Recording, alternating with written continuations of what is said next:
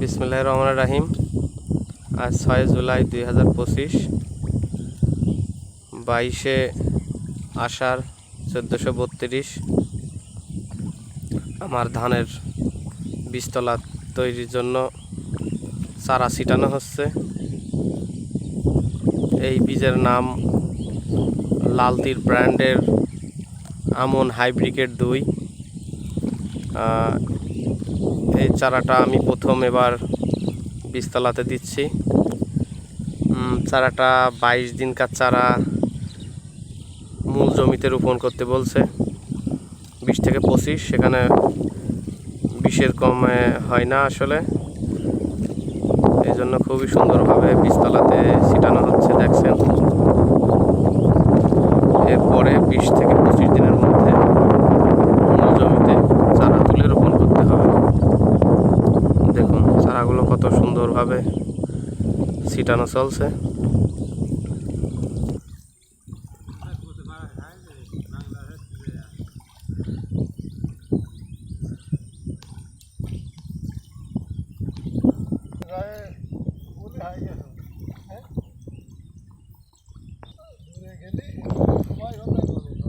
এই ধানের ফলন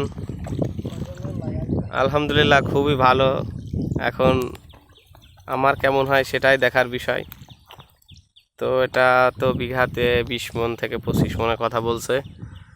এখন আসলে এত ধান হয় না, এখন দেখা যাক কেমন হয়। আর এর জীবনকাল খুবই অল্প, বীজতলা থেকে মাত্র 95 দিন।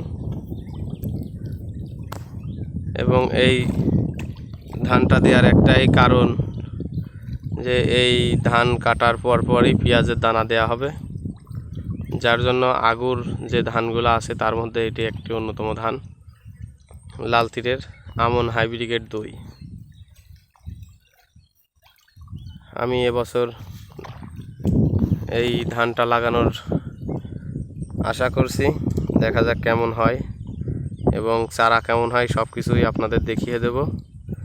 আপনারা দেখার জন্য অধীর আগ্রহ নিয়ে থাকবেন।